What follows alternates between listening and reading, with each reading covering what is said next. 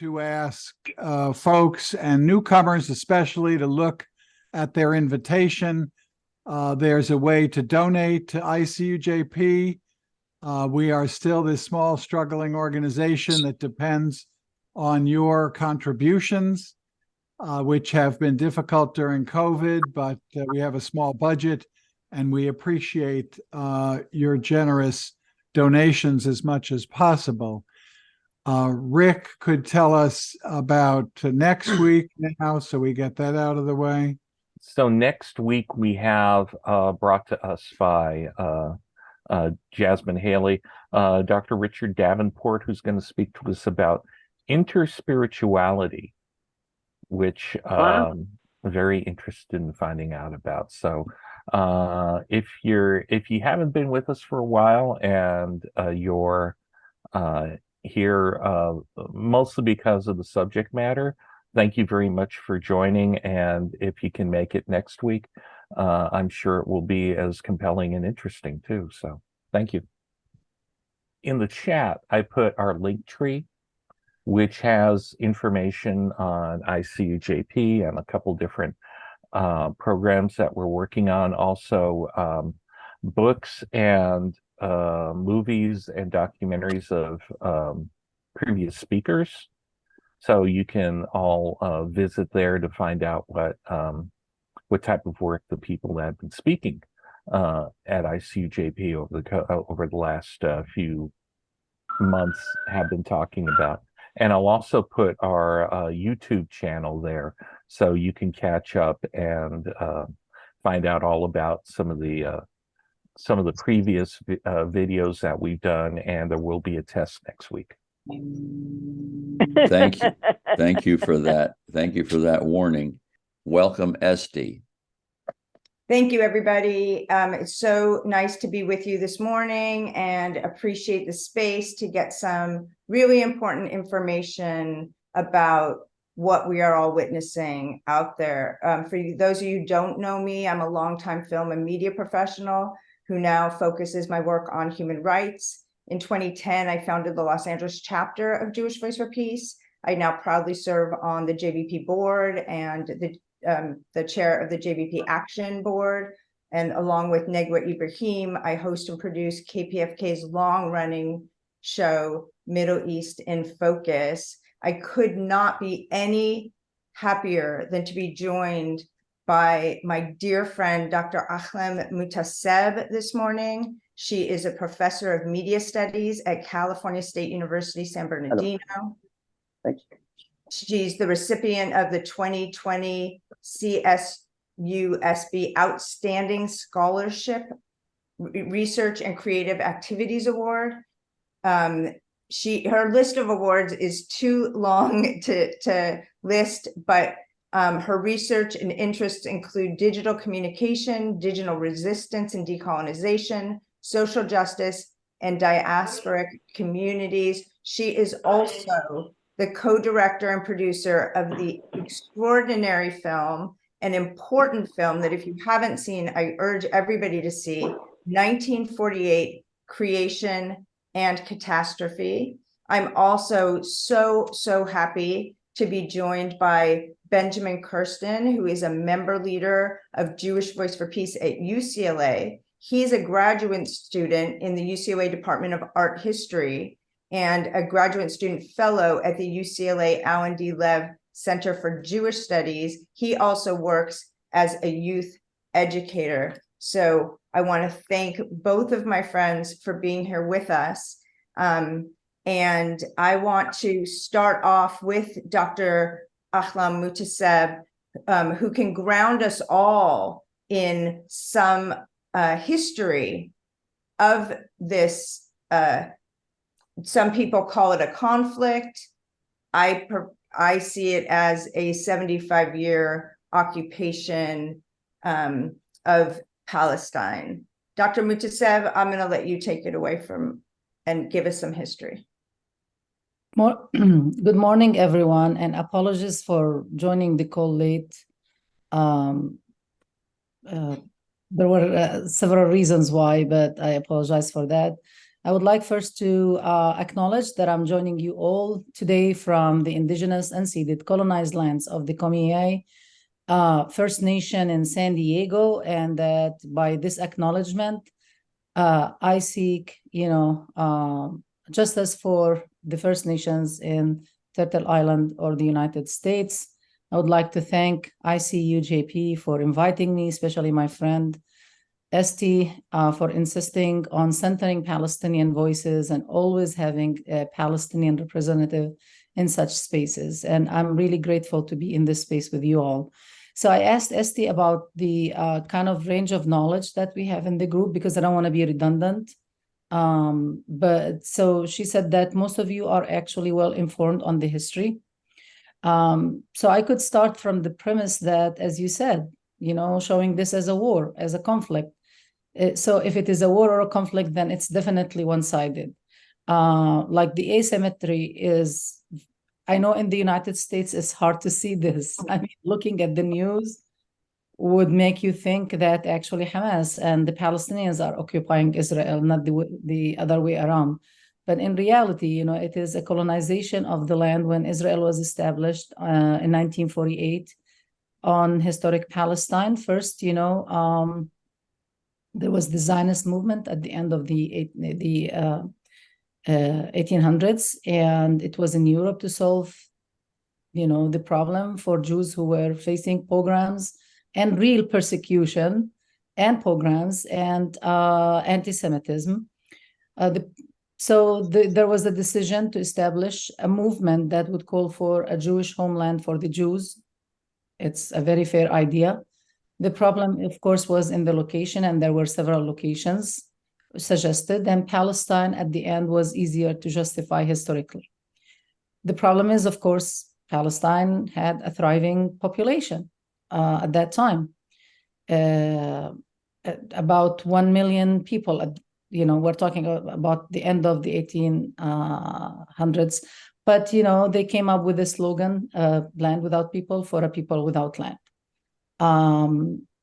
Still use, the myth that they made the desert bloom that was empty. Somehow Palestinians popped up. So anyway, things escalated in Palestine, especially after World War II, and the British colonization of Palestine started in 1918. The British facilitated the establishment of the state, first by issuing the Balfour Declaration that gave promise to the Jewish people of Palestine, a land that they haven't even colonized up until that moment. Actually, they were in the process, and that was in 1917 when they finished the colonization of Palestine in 1918. And then they facilitated Jewish immigration from Europe, gave them, militarized them basically, created or helped create the different Jewish militias that later, of course, started attacking the British themselves. Anyway, in 1948, the establishment of the State of Israel became a reality. It wasn't called Israel until after it was established. And that resulted in the ethnic expulsion of over half of the Palestinian population at that time. Numbers vary from 700,000 all the way to 1 million. And most of these Palestinians who were ethnically expelled by force, either through direct massacres like Deir Yassin, Tantura, etc., or through instilling fear, or through actual fight, struggles. And as a result, they became refugees scattered around the world, especially in the countries surrounding historical Palestine, Lebanon, Jordan, Palestine itself, Egypt, and Syria. Many of them still live there, especially in Lebanon, in basically the same conditions since 1949, 1950. And they're not allowed to go home. The estimates vary in terms of how many Palestinians. The numbers go from 8 million Palestinian refugees all the way to 11 million. And in 1948, Israel was established after the United Nations Resolution 181 that, actually divided the country basically and gave the Israelis about 54% of historic Palestine when they only owned 7% of the land of historical Palestine. So the injustice was so grave. And eventually they had to, if you don't own the land, what do? You have to kick the people out to clear the land.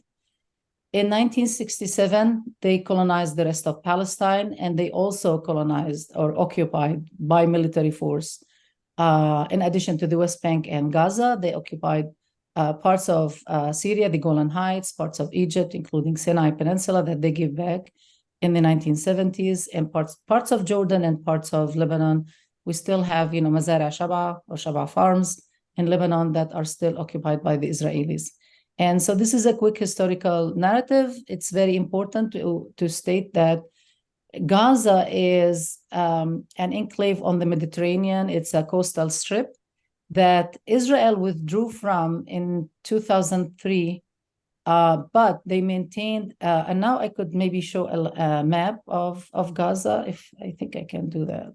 So this is actually from Al Jazeera, and I thought it was a very good map to show, what's happening in Gaza on the ground. Israel established Ghilaf Gaza in Arabic, or, Gaza envelope around Gaza, which has many military bases. So it pulled out from this area, which is considered the most densely populated area in the whole world. It has about 2.2 million people now, some say 2.3, in very, very small coastal strip. And here are the dimensions. I mean, the width in some areas is only 4 kilometers wide, and about 10 kilometers in terms of the other dimension.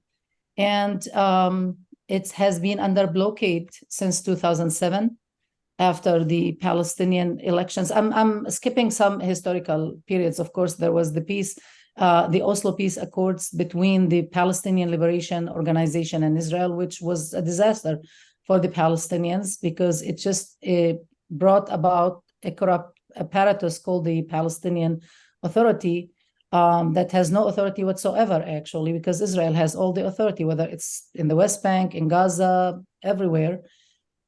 And in 2007, when people actually had some hope after the Oslo Agreement, but eventually, of course, it led to more land confiscation, more settlements, more oppression of Palestinians, more apartheid practices.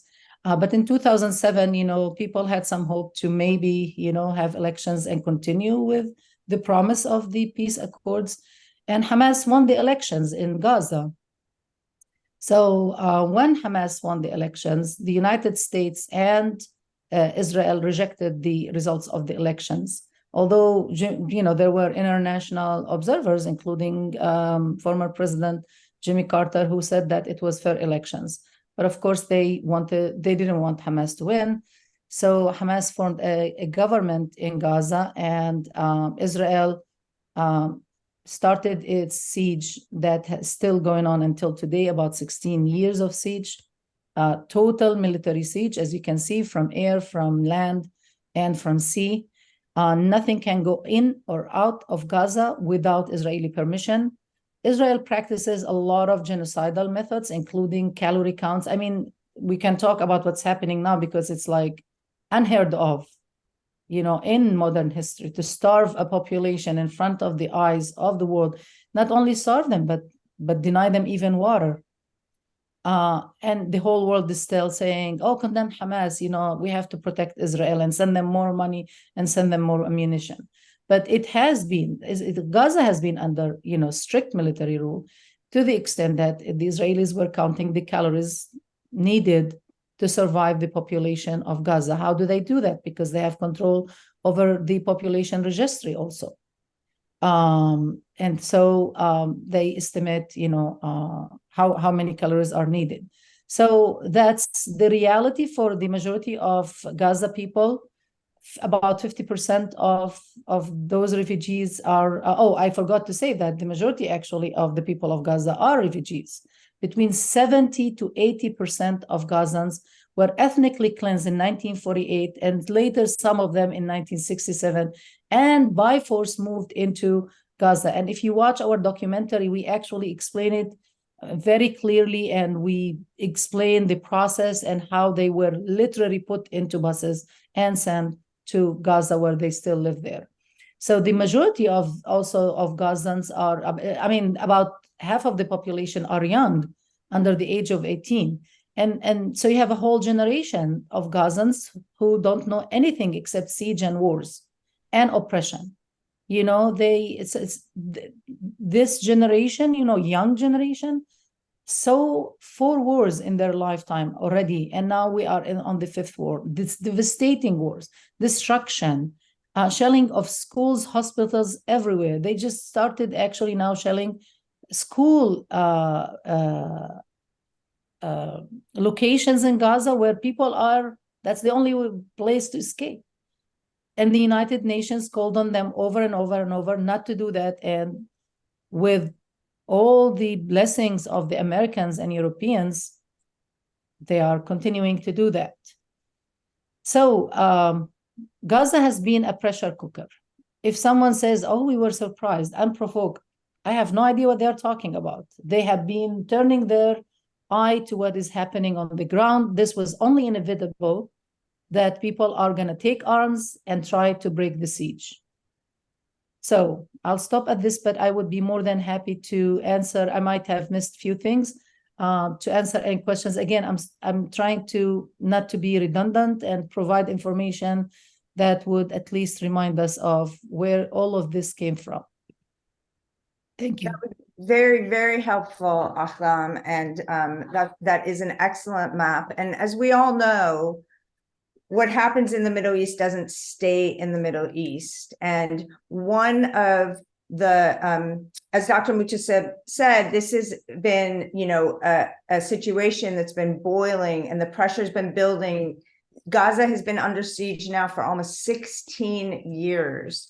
And one of the places where we have seen education and activists working both by educating and informing and by calling for boycotts, divestment campaigns, and sanctions against Israel have been on the college campuses across the United States for these last years. The 2 main organizations who have been doing that are Students for Justice in Palestine, which have slightly different names in some locations, and also Jewish Voice for Peace on campus. So I would love to turn to Benjamin now to talk about some of the campus activities that have went on, that continue to go on. And it's also a great way to talk about and look at the oppression that Palestinians here face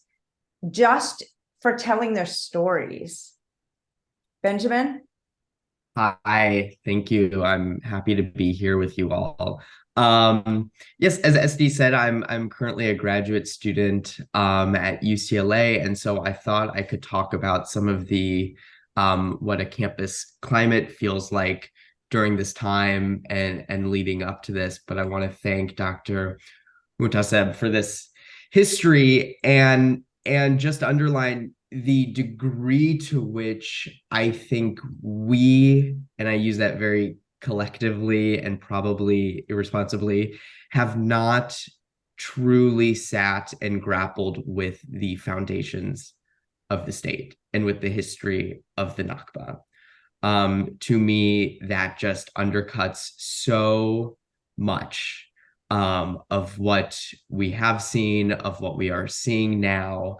And I think the way I want to tie that to my remarks on campus is that I think what we see, especially in the ways that what we might call discourses that are characteristic of mainstream American Zionism, truly have no way of reconciling with or grappling with these very material effects of Zionism, as they happened, as they have come about in the 20th and 21st centuries.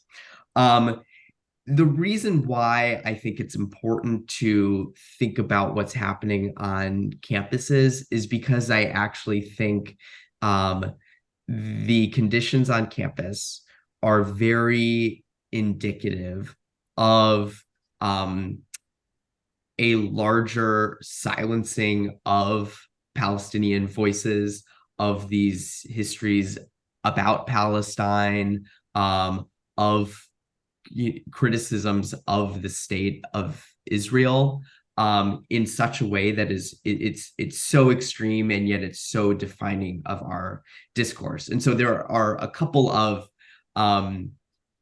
examples I wanted to pull out and not spend too much time on UCLA's campus specifically. This was in 2018, the National Students for Justice in Palestine conference was going to take place at UCLA. And essentially, in short, it led to a big kerfluffle where you have university administration essentially pouring resources into there were suits filed against NSJP, cease and desist reports, and it's hard to not look at the university's activities as major concessions to these accusations that students with National Students for Justice in Palestine were terrorists coming to campus to organize and to spread blood libels about Jewish students and creating a climate that's unsafe for Jewish students. And it just was this major fracture point on the campuses of campus of UCLA that created this larger climate where people have to fight so hard to be able to talk about Palestine, and that is in such stark contrast to the robust resources devoted to not just educating people about Israel under the auspices of Israel Studies, which has some people where great work can occur, but also to the vibrancy of, say, Hillel on campus, right? It's cultural and student life that's allowed to flourish, while anything sort of in reeking of Palestine is deemed, is deemed terroristic, is deemed a threat to the Jewish life on campus. I also wanted to point, just because this was so recent, it wasn't at UCLA, but the 2023 Palestine Rights Literature Festival that was taking place on the University of Pennsylvania campus. Again, it actually is a tie-in to the sort of discourses that Dr. Muhtaseb talked about, where, if you saw certain reports, you would think that, Palestine had put Israel under occupation and was declaring war on Israel. And it's very much the same case here, where you would just think that these festivals devoted to literature and culture that were screening films and inviting authors were attacking Jewish students. And I think there's there's something really important to be said for holding fears and for showing empathies. And yet, what I think we have to be really, really sit with is the ways that those demands to hold certain people's fear and to have empathy for certain people at this time is, it's real, and I understand why those things may be in a person's body, and yet they are distracting, to say the least, from this longer arc of history, from this I just can't even like put into words how stark this geopolitical inequality is, this national, civic, cultural inequality, the disparity that allows us to really center certain types of fears while indiscriminate state violence is allowed to occur and is being allowed to occur like right now. Maybe I'll pause there. I know I was sort of like touching on a few different things. I'm happy to talk about sort of how recent rallies on UCLA's campus have went, but I hope that helped raise just that it's these disparities are really, really great.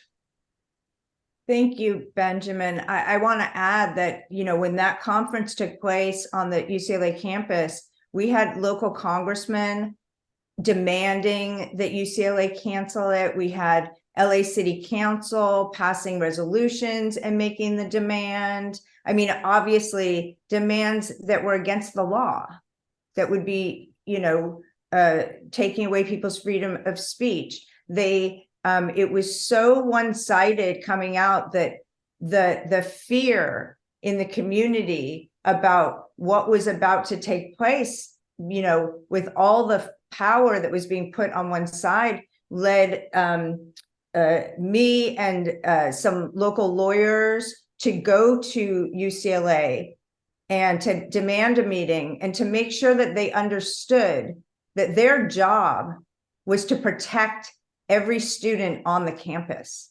And they proceeded to let local congressmen come on and make speeches with bullhorns outside the windows where workshops were being taken place. And we saw, several people coming wearing Jewish Defense League, which JDL was a terrorist organization, coming to campus, really creating an unsafe environment for the students there who were gathered to have workshops and to learn and educate. I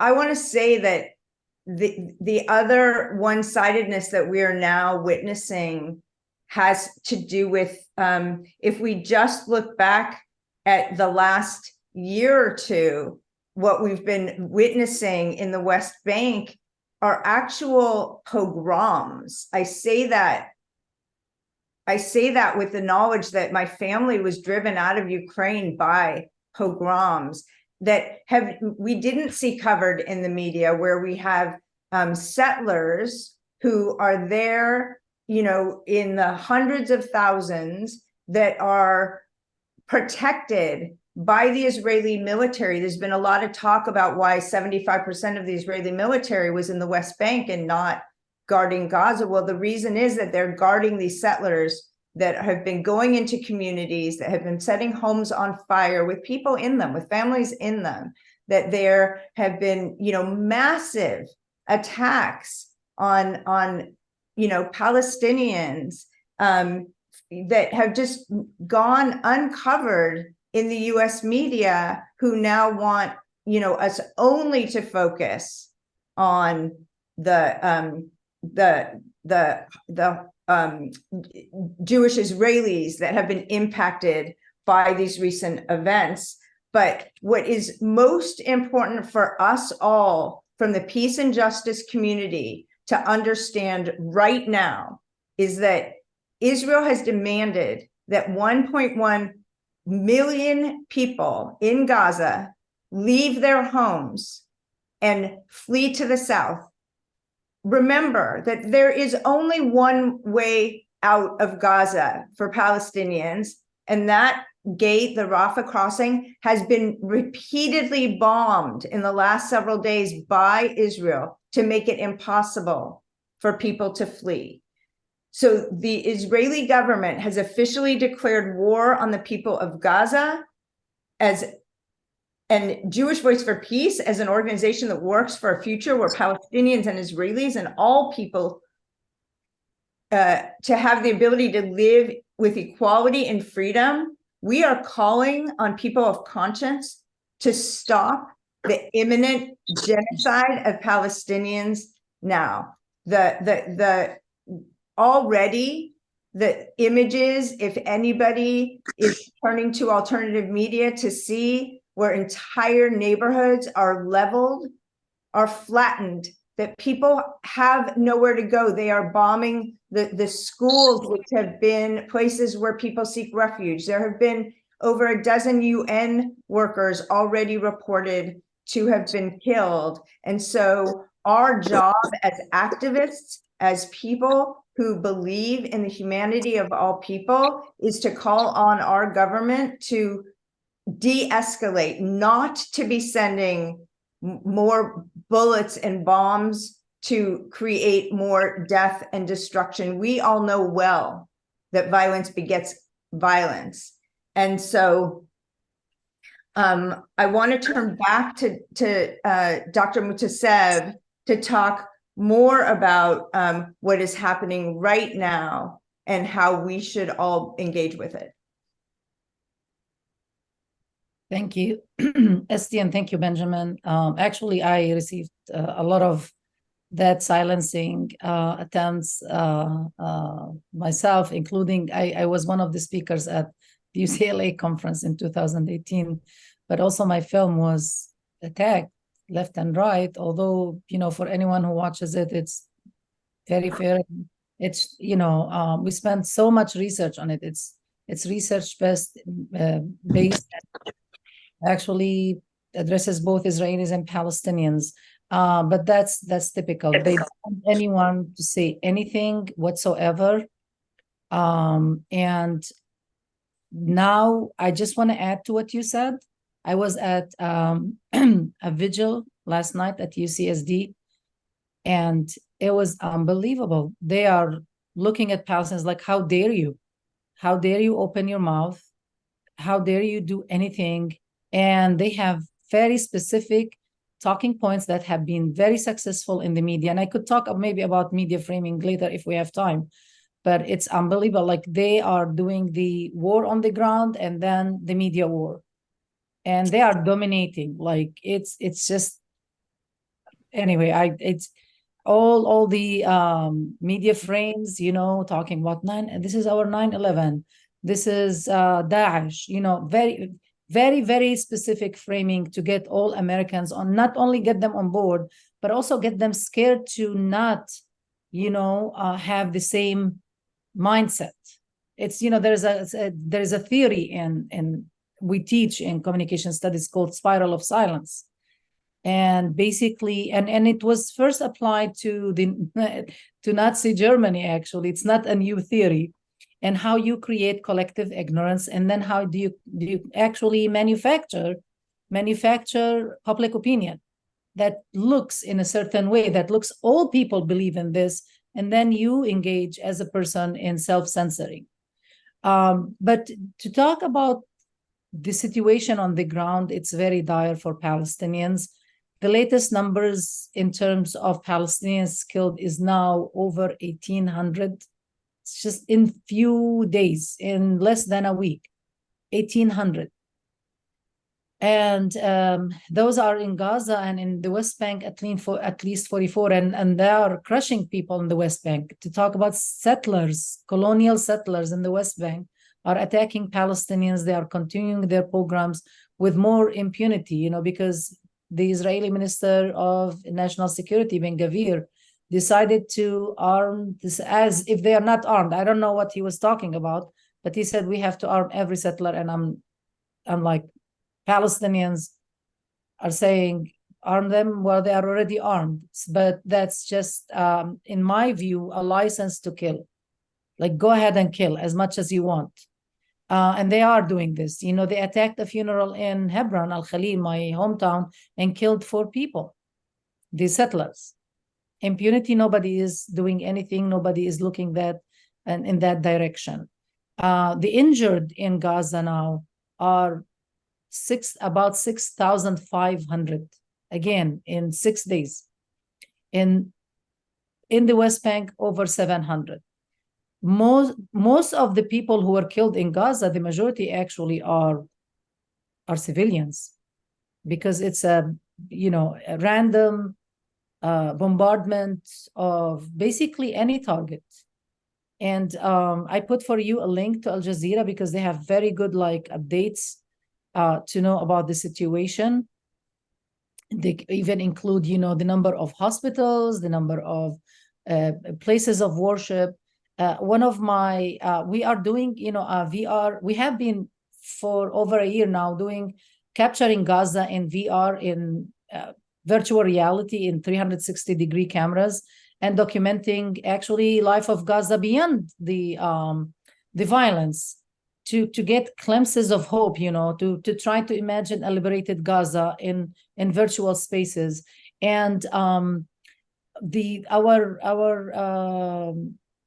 camera operator sent us images of only I think 3 churches in Gaza that was hit severely, actually, that was shelled.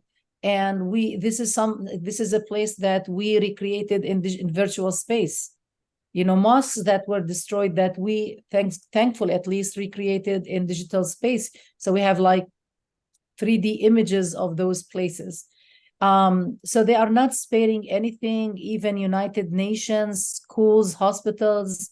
I think they shelled about 22,600 residential units.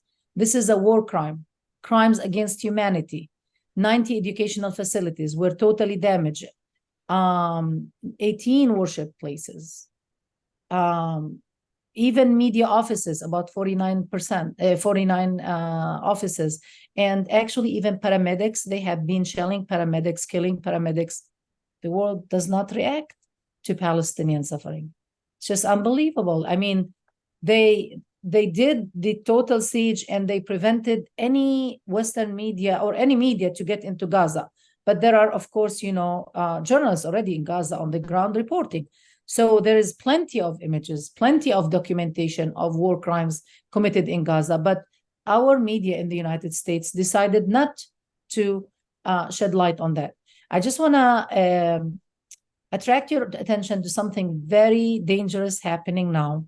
It started last night, and that goes with some of the theories about Israel's intentions and how they actually knew about the attack. Maybe they didn't expect it to be that big, but they definitely knew. The Egyptians actually told everyone, it was all over the news, that they told the Israelis about the attack.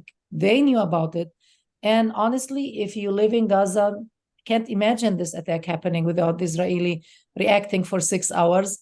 I mean, in Arabic, we say about, the separation wall, which we didn't talk about. I could talk about it very quickly, but it's an apartheid wall, and it's in Gaza in particular. Israel spent over $2 billion on that wall. And we say not an ant can cross by that wall. It's all, sensors, heavily surveilled with the most sophisticated technologies. And so so there are theories about the intentions of Israel, and now they are becoming clearer and clearer, and which is to reinvade Israel, destroy Hamas, and send all Palestinians in Gaza into Egypt.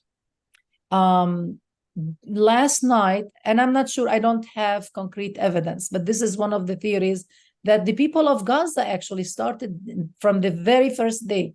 I have a student who's a doctoral student at the university. Now he is a doctoral student at the University of Colorado Boulder. And he told me in the first hour, I'm afraid they are gonna send us all to the Sinai Peninsula. Egypt has been rejecting those plans by Israel, although they are telling them, the Americans, we would wipe out your debts, giving them money for the resettlement, which is basically ethnic cleansing and genocide. This is a genocide crime, actually, according to the definition of international law. Last night, they ordered 1.1 million people in Gaza to move from the northern part of Gaza to the southern part. And so Gazans now, for Gazans, and I talked to some of them, they're thinking, okay, it's coming. That's what's going to happen. And they are resisting, of course. They are saying, well, we had been ethnically cleansed already. This would be, for some people, would be their third time. And this is very sad. And unfortunately, as Estee said, it's done with our money and support. The US government is not in the business of peace at all. I mean, they could actually very easily achieve peace. Talking about peace is so, it's not very complicated as people try to make it sound. It's not complicated at all. It just needs the will of our government. But there are complicated also political, economic reasons. Because people might think, so why keep people in Gaza? Why keep Gaza in the first place and have the siege around it? I'm going to put the map again. And one answer is because Gaza became a lab, for experimentation on people, using the most sophisticated war technologies, surveillance technologies, and then selling those technologies and tell the world they work. Jeff Halper wrote a book called The War on People in 2016, in which he explains, and he's an Israeli author, explains that.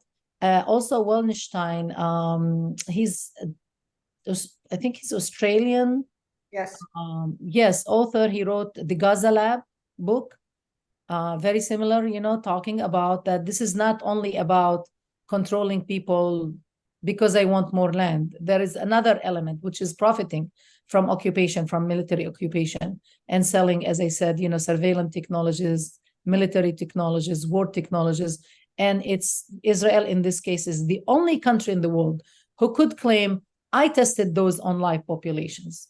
I mean, I just don't understand how, especially, media is the narrative is controlled, but also I feel like there is a lot of kind of intellectual laziness on part of media personnel to even try to understand what they are covering. I was interviewed by NBC7 channel 2 days ago, and it aired, I think, on Wednesday night.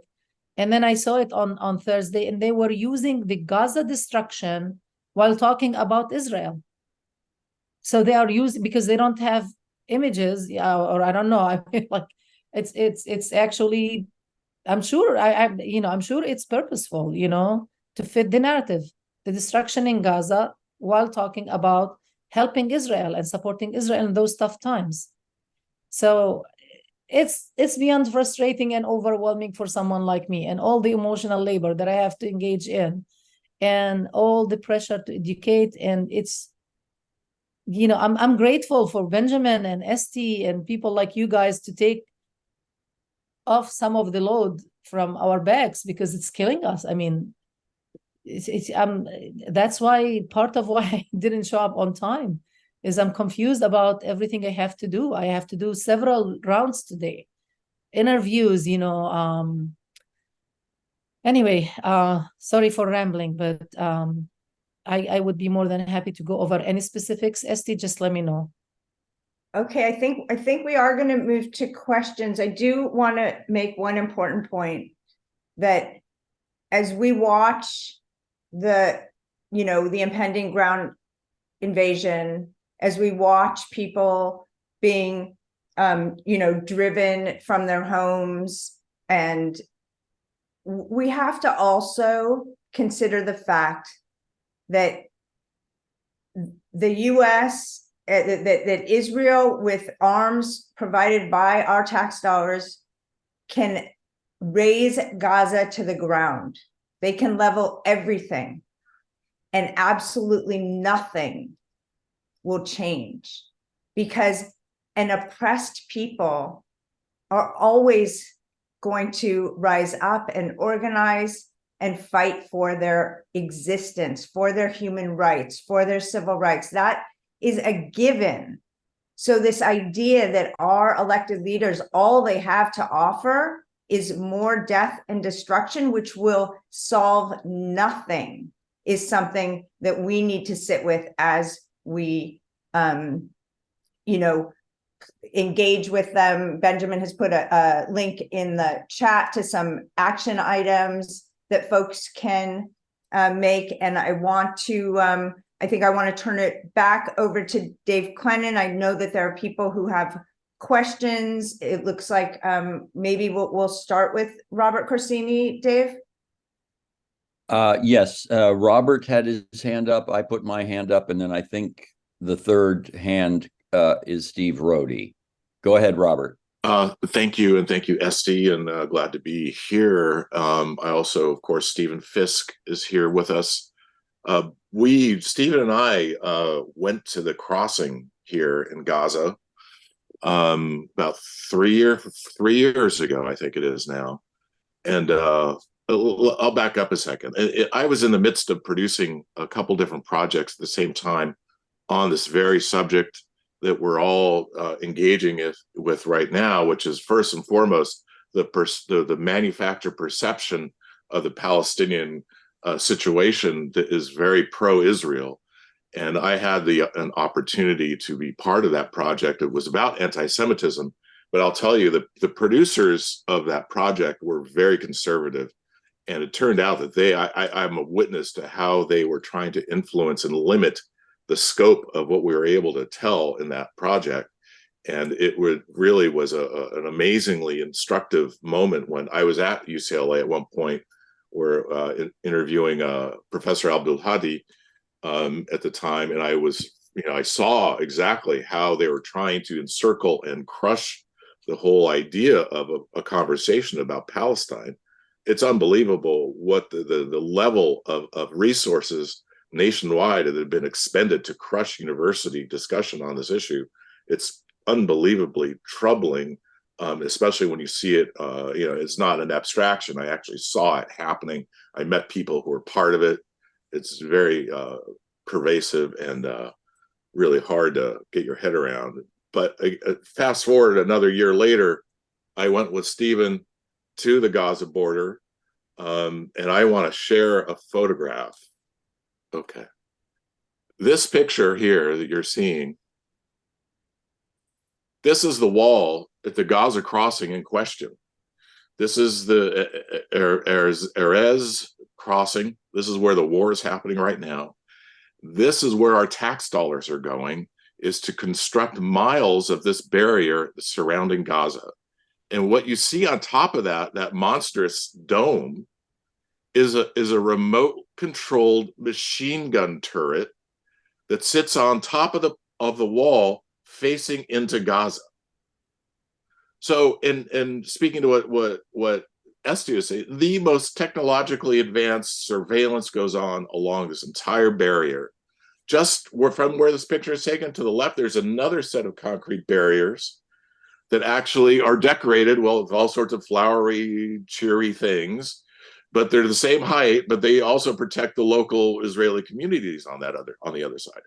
It's unbelievable how much has been dispensed to protect this insanity.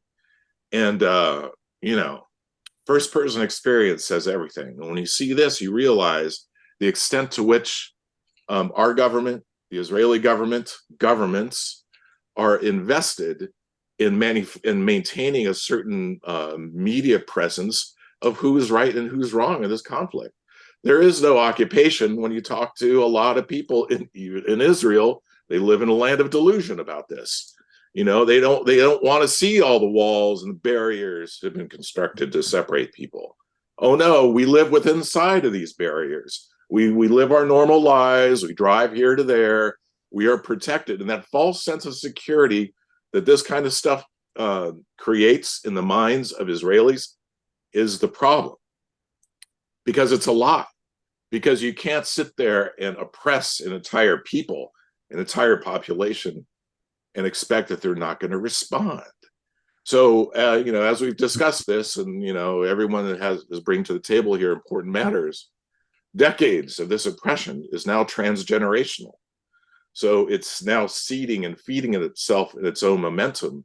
So how do you repair the pain and suffering of the Palestinians when they've gone through this for growing up through war to war to war to war? That's all they've seen.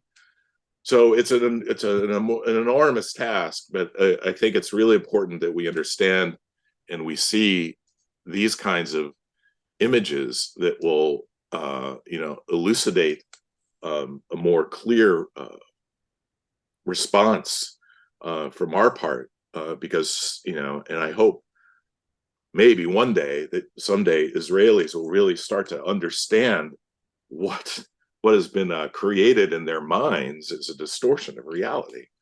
So again, I want to make sure people understand. I listen. You know what Hamas has done and is doing is just horrific, but it's an inverse reflection of the oppression that they've been, they've had to contend with all these decades as well. Thank you So I'll leave this to the rest of you to discuss. Thank you so much for all of that personal reflection, Robert. I want to move on to Dave Clennon, who has also been working on this from a different angle for many years through cultural boycott and awareness. Dave? Yeah, thank you, Estee. I have a question concerning the media treatment of the events of the last week. I think a lot of people who are not clued in to what has been happening in Palestine since the beginning of the last century, a lot of those people are very disturbed and infuriated and depressed by the images and the reporting that our American Western media are transmitting to them. And the focus, I think, what is the emotional trigger for a lot of my friends is the allegations of atrocities committed by Hamas. And I would like Estee and possibly Ahlam and Benjamin to try to analyze the media coverage of the events of the last week and talk about the propaganda role of alleged atrocities. And I'm thinking, first of all, of Joe Biden's claim that he had seen the beheading of infants by Hamas, a story that sticks in people's minds even when it is retracted. So I'm going to shut up now. But Estee, you and our other guests, please address that, because I think it's a very, very important issue in the U.S. It absolutely is. I'm going to turn it first to Dr. Muhtaseb, who's actually an expert in communications, and then we'll go to Benjamin. And I just want to say again, I apologize that I'm going to need to leave this meeting at 9 o'clock. Yes, sure. I'll try to be quick. So I studied the media cycles of every war in Gaza, the last 4 wars. And with every war, Israel does not go to war without a very well-concerted, well-funded, well-organized media campaign. That's always. And so the first week of every round of war in Gaza, it's massive success in the media. No infiltration of any Palestinian voices, with only very few exceptions. Sorry, let me kill my WhatsApp app because it's noisy. And then people can no longer ignore the atrocities happen. So they always manage for a week to have a total blackout with very specific, framing. And meanwhile, they are able to damage Gaza, kill as many people. So we are close to 2,000 now in 6 days. It's unbelievable. And then the world wakes up and goes like, oh, wait a second, we can't just keep silent. And then, more Palestinian voices. And then there is a shift in the narrative. And so it's very obvious this is the case. And that goes to the theory earlier that this is well planned. They knew about it. I think what happened is that they didn't probably expect that. And I don't think the Hamas fighters or the Qassam brigades expected their success. I think they were surprised as that the Israelis were not fighting back. They thought they would go for, the usual, going and attacking, the surrounding bases, military bases, but then, they didn't find any resistance as usual, because the planes, the airstrikes would just come and and shell them. Some would retreat, some would be killed. And then that encouraged them to keep going and then say, okay, well, remember those settlements, so-called settlements, are surrounding Gaza on the lands that many of those Palestinians were expelled from. So for them, it's going back and liberating our lands. And that context, I mean, people are sometimes so simplistic, they want to think in either or, especially when it's complicated. It's imagine yourself in that situation, liberating my home and my hometown, basically. Why are the settlers and the children and families living there? Nobody's asking that question. Why are you there? If this is one of the most dangerous, places to live in among all other possible places you could live in, but you choose to be there. And the question is why, right? So please, don't simplify it by saying, oh, condemn Hamas. If we do any media interview, that's the first question. Do you ask Israelis, do you condemn terrorism by the Israeli government? You don't. So that's the media framing. They succeeded in making this our 9/11. Those are the media tropes. We're fighting Daesh. They are subhuman or inhuman at all. Like, Gallant, the Israeli defense minister, said we are in a war with human animals. That's the framework. They don't deserve any sympathy. And they exchange the word Hamas with Palestinian very often. So, and they use Hamas when actually, in reality, if you want a more sophisticated analysis, Hamas is the political party and Qassam brigades are the militant group. But, they don't really care to make those distinctions. Anyway, but they actually also talk about Palestinians as if all Palestinians were Hamas, right? And so that's why you see I'm not even interested in this empathy. They managed to, it's well concerted because it's the media. When we talk about the media, it's not only the mainstream institutions, but also social media. Well, social media is becoming mainstream in a sense, right? Facebook, I mean, think about Instagram, all the Palestinians, saying that their accounts were taken down or they were silenced, including mine, actually. People used to see my posts and now only few people can see them, people who look for them, basically.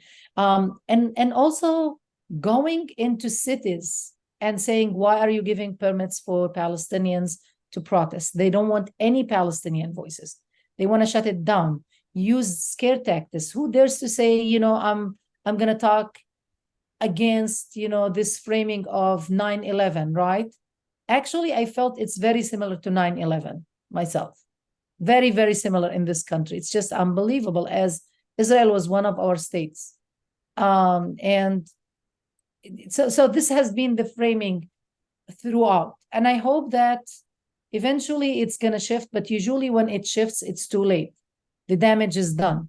Now, regarding the babies, regarding some of, as you said, misinformation. So it was an Israeli reporter who said there are 40 beheaded babies, not one or two, 40 beheaded babies, and then retweeted the tweet.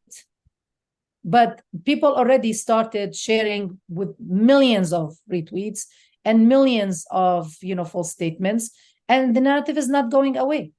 Even Biden says it when and this came after the Israeli army said we don't have verifiable, information that there were beheadings of babies. So even after that, Biden used that trope and Netanyahu used that trope. And then the White House retracted Biden's statement, but it was too late. The damage was done because now people, that's what they say. Yesterday in the vigil, actually those protesters were using those tropes that were already established, right?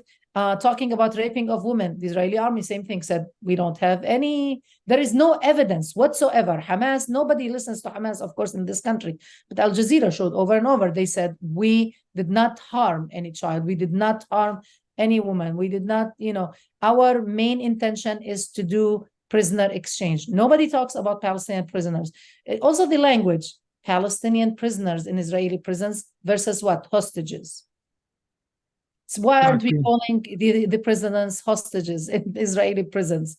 There are women and children as young as 12 years old in Israeli prisons, treated against all international, protections. They have their own judicial and legal system designed only for Palestinians. That does not apply to Jewish Israelis. Doctor? He talks about that. Sorry, go ahead. I don't want Estee to leave unceremoniously. She's made it clear she has to leave at 9 o'clock, and we need to continue this conversation among the rest of us. Estee, thank you so much. Thank you for inviting these speakers. Thank you for identifying these issues.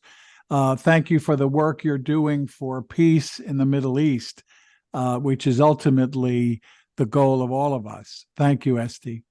It's my pleasure. I'll see you all soon. Thank you. And please continue the conversation. Estee, I hope we'll all of us will see you tomorrow at the Zionist consulate in West Los Angeles, also known as the Israeli consulate. The next question will come from Steve Rohde. I just want to add a technical point to what Dr. Muhtaseb told us about her experience on social media. You may know the term, you may not, but Dr. Muhtaseb, you have been shadow banned. Are you familiar with that term? You have been shadow banned on social media. That's the experience you're having right now. And or ghost banned is another term for it. It's a way that social media have of suppressing your outreach without you knowing that it is happening, because they control the distribution of your posts. And so without your knowing it, they can restrict the distribution of the posts that you've put out. And I've seen that personally happen over the issue of Ukraine. So I just want to say that, yes, I tried to avoid, using the, terminology, like specialized terminology, but I study AIs, artificial intelligence and how they work in social media, but I tried to simplify it. But thank you. Yeah, that's a very important point. Okay, Steve Rohde. Thank you. ICUJP was founded by Reverend George Regas under the motto that religious communities must stop blessing war and violence. We convened this program because we felt that the voices you're hearing today are simply erased from the popular media. I hope everyone goes back to Fareed Zakaria last Sunday when he had a spokesperson for the Palestinians who gave much of the history that we've heard today, and you simply don't hear that. George Regas also said that the crime in Iraq was that the value of an Iraqi baby is no less than an American baby. And I'm asking our speakers to reflect on the question that if there is a cycle of violence, and if the goal is to persuade more and more Americans to halt military support to Israel, how do you talk to people about the massacre at the rave party in Israel? How do you talk to people to persuade them to follow a path respecting Palestinian rights with the killing of babies, whether they are beheaded or not? How do you talk to people about the initial attacks by Hamas? And Doctor has distinguished Hamas from all Palestinians. So I think for our purposes in this program, it's important to think of a path forward. And a path forward for ICUJP has always been to understand we have a wide audience. We have a broad audience that cares about peace in the Middle East, but that given the comments in the chat, don't we need a full-throated condemnation of the slaughtering of civilians regardless of their geography, their ethnicity, and their religion. And isn't that as important, even as we try to balance the media coverage that we're talking about today? So I put those thoughts to both of our speakers. I would be happy to offer some thoughts here. I mean, I think these are, right, incredibly messy, complicated questions and things that I don't exactly have answers to. I guess I want to start by just pointing out the degree of messiness that when we talk about what's taking place. I'm seeing reports that the fighting that occurred around the music festival is a different arrangement of like essentially music festival goers were caught in crossfire. I mean, it's just there are conflicting reports about what's going on, and it makes it really hard to discuss. I think that, you know, these points that we might think about like where Hamas came from, why this happened, are, you know, that history is important. It doesn't necessarily give us answers about how to move forward. And yet I think thinking about that history, thinking about sort of now we see these actions taken by Hamas and by the regiments that have happened in part because other projects for Palestinian liberation have been so severely suppressed, and because of the ways that Gaza has been allowed to develop into this open air prison. And so that's not to excuse my language. And in fact, I think that one thing that I've been a little disconcerted with is I see in terms of how political discourse is playing out online and between journalist organizations and everything, that there's a lot of concern that the left, and I think it's construed too monolithically, has not shown enough concern for all human life here. And from Jewish Voice for Peace to the amazing Palestinian organizers that I've been with on campus, you know, I think there are really almost beautiful debates happening about, you know, what are these terms of what is resistance and violence and freedom? What do these things mean? Who do they matter for?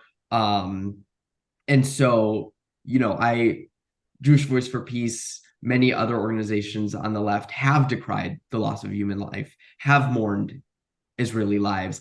And I think that, you know, as, you know, I would hope that, given what I know about your community as well, that it's so possible to hold that and to recognize that mourning is taking place, and that we can do so in a way that is still cognizant of these broader histories of settler colonialism and of these geopolitical power arrangements. And I guess just going beyond that, I would say that one thing I always come back to is something that Ruth Wilson Gilmore, just a brilliant scholar and organizer, says, which is that where life is precious, life is precious.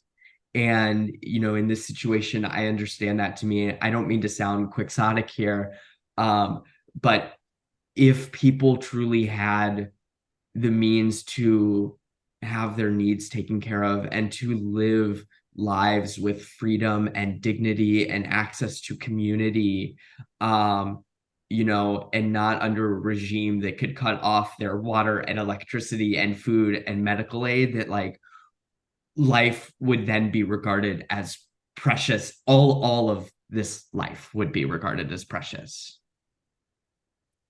I just want to quickly add, and I see hands, and I also have to go quickly. I apologize, but this is a very, very important topic, right?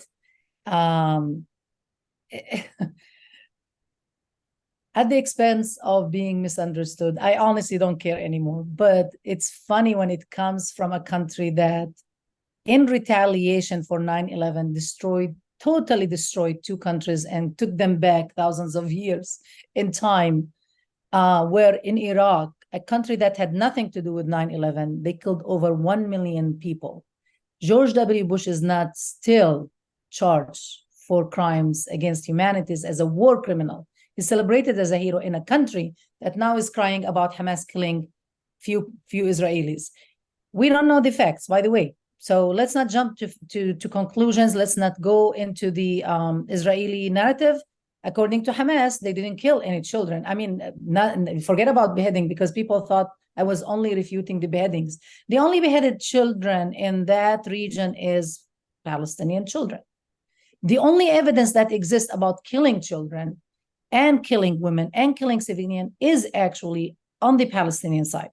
The majority of the people Hamas killed, even if they were not dressed in military fatigue, were actually soldiers. So I'm sorry, I'm not gonna shy away from what is happening. They mainly attacked soldiers. Then they had the chance to go into, this is the problem in the framing. How can you simplify this? You call them settlements. What are the settlements? They are colonies on stolen Palestinian lands. In surrounding Gaza, as part of an envelope that was created to suppress Gaza. For 3 years, Palestinians in Gaza, Hamas and other factions engaged in non-violence resistance, the great marches of return. Where are you guys who are asking about atrocities against Hamas? Where have you been turning your blind eye when they engaged in non-violence resistance for 3 years and were crushed, absolutely crushed? They hit paramedics, they hit kids, children. Rawan Najjar is one of the most famous paramedics who was shot in the head while actually she was helping injured people in Gaza. I'm sorry about this hypocrisy. Now you care about human life. Now you say all human life is equal in value. While I wish you said something earlier, maybe we wouldn't be here today.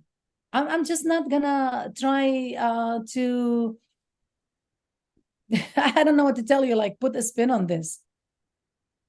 This was only inevitable after you crush people over and over and there is nothing left for them. When they saw an opportunity to go and take their lands back, this is stolen land. Those settlers are on stolen land. Why are you bringing your kids and living in the most dangerous? Of course, there are going to be casualties. Did Hamas intend the casualties? I don't think they were, because they are not in the, think about strategically, what is their goal? Their goal was to take as many soldiers as possible for an exchange for the Palestinian prisoners. Things went not as planned for Hamas, and I don't think for Israel. So Israel wanted them to do something, but not as big as this, so they could go and reinvade Gaza. So anyway, I'm sorry for, I have to, I have to say it the way it is. People are not gonna like this. I don't care. In this country, honestly, especially, I'll be honest, especially when white people ask this question, it becomes just, the hypocrisy is unbelievable. We are in the business of destroying countries. We destroyed and killed more people around the world than anyone else. So, sorry if I'm getting emotional, but I'm telling you, the emotional labor on me is getting its toll on me. Thank you, Dr. Muhtaseb. And we need to hear from you, and we need to hear those thoughts that you have been sharing. They're so important in the context of all of the brainwashing that we are getting on a daily basis. Sorry, I had to make that comment. I shouldn't have, but we have four more people, I think, with questions. Please restrict yourselves to questions. Don't be like me. Don't comment. Please just ask questions. We have valuable time with our guests. Let's not waste it. My next hand is Carol Francis. I just want to say I've been to Gaza right after Operation Cast Lead. I wish I could share those photos. I'd like you to talk about the importance of what we can do in terms of calling our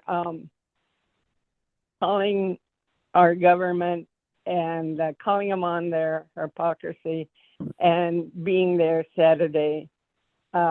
If every one of us that doesn't live in Northern California or Virginia or somewhere like that is there tomorrow. And I also just very quickly want to say, JFK said, those who make nonviolent revolution impossible make violent revolution inevitable. He didn't say condonable or acceptable or all right or anything. He said he made it inevitable. So people are concerned about Jewish Israeli kids getting killed, then they should blame those who made the nonviolent revolution impossible, and that is the Israeli government. Please talk about tomorrow and about phone calls we need to be making. Benjamin, do you want to take that question? Sure, I can take that question. Yeah, so at 12:30 tomorrow, well, that's the Los Angeles action. There will likely be actions taking place around the country. I don't know how many of you are on Instagram, but if you are a user of Instagram, the Palestinian Youth Movement Instagram page collates a lot of actions that take place across the country.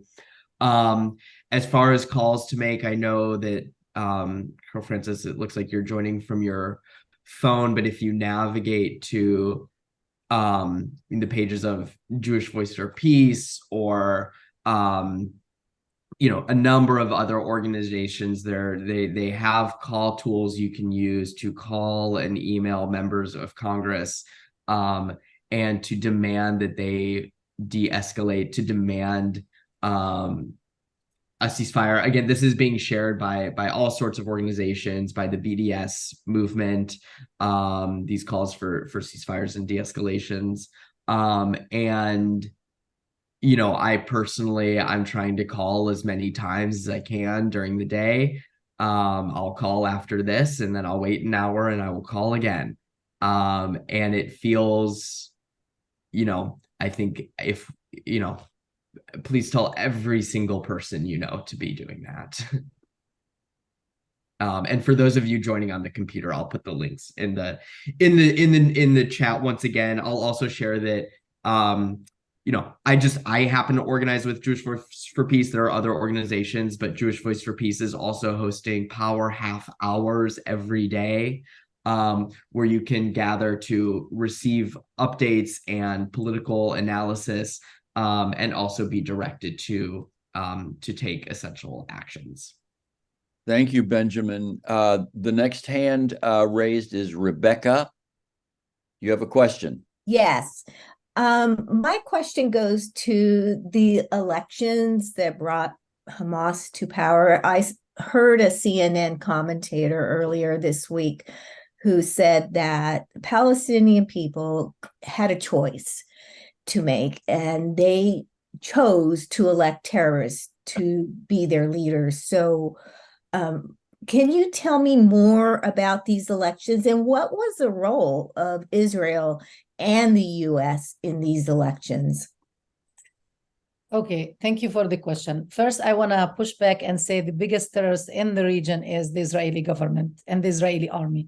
And honestly, if we're going to talk about this, again, if you want to know the intricate details in the Israeli society, except for children under the age of 16 and the elderly, all are soldiers. You actually enlisted in the army at age 16, men and women and everybody. It's a very militant society. It's a very militant society that is very racist also, and in the business of destroying Palestinian life with very few exceptions. I mean, I worked on my film with an amazing Israeli group called Zochrot, who actually called for the decolonization of the Israeli mind on 1948. I work with those few pockets of hope. But overall, the general Israeli society is militant and racist. So for them to call Hamas a terrorist group over and over, this is part of the framing. They don't leave you a chance. And then if you sound like you are defending terrorism in the process. So once you build that frame, it's very hard to deconstruct. So let's start from there. What is Hamas? Hamas is declared as a terrorist group only in the United States and Israel and some other countries. But the European Union does not include Hamas as a terrorist organization. They actually consider the Qassam brigades as terrorist organization. Again, I was trying to say that there is no nuancing of the news coverage, no complication. It's so simplistic, shallow, but it serves a purpose, of course. It is intended for, making people ignorant. Hamas charter, they talk about it day and night. This is misinformation. Hamas changed its charter, I think 15 years ago already or more. They didn't go to the elections with the premise that, how would they go to election that is based on the Oslo Peace Accords if they, wanted to end Israel? Actually, they were criticized by the more radical Palestinian organization for accepting the state of Israel. When they changed the charter, there was a clause in the old charter of Hamas that said they wanted to end Israel. Yes, it exists, and it exists online a lot because now people want to use only that charter. But in reality, they changed the charter and they took that out. So they actually now accept the two-state solution, which I have no idea where it would be built. But anyway, so they went to the election under the conditions of the Oslo Peace Accords. And nobody bothers to explain that. They won the elections. They wanted to work with the Palestinian Authority. Israel forced the Palestinian Authority and the Fatah movement to go into war with Hamas with them because they rejected the results of the elections. There is a reason, of course, why, because Hamas would not give in to the Israelis the way the Palestinian Authority is giving in, because it's a bunch of corrupt Palestinian politicians who are in the business of making money, not the interests of the Palestinian people. So again, I know that it's very hard in this country to talk this way because the frame is there. If you try to explain things in a logical way, then you are defending terrorism. So you just make it a terrorist, organization, and then no one can touch that or do any good political analysis. I see even Palestinian intellectuals struggling with that question because they have few minutes only to address the question, and it's so precious for them to have those few minutes when the Israelis are controlling the media landscape, and so they end up doing what the media is doing, which is simplifying things and saying, oh, I condemn, terrorism, blah, blah, blah. No, you have to understand those. Why would the European Union not consider Hamas a terrorist organization? Right? But they consider, this is, I'm not defending the European Union because they are terrible themselves, but at least they have this level of sophistication. I hope I answered your question, but it's very important to always state Hamas actually changed its charter, but that's not in the interest of the Israelis trying to maintain the narrative. And of course, always making Hamas representative of the Palestinian people, as you said. So, it's Palestinians should pay the price because they elected Hamas, right? And by the way, there was no other election after that. So the issue of representation is a totally another issue, but I'm not going to get into that. Do they represent them anymore? I have no idea. We need more elections to know if Hamas is still the favored party or not. Again, I have to do this labor that I'm pushed to do, so I apologize, but I really have to go. But thank you so much for creating this space and allowing me, to express my views. Have a great day, everyone. This whole program is being recorded and people should review it when it's posted, and as well as checking the information in the chat. We are ICUJP. We've been at this 22 years convening this kind of Friday forum, as well as our other programs to close Guantanamo and to recognize our convener. Please join us every week. So many new people. This was the largest audience we have had this year at 37 people joining us.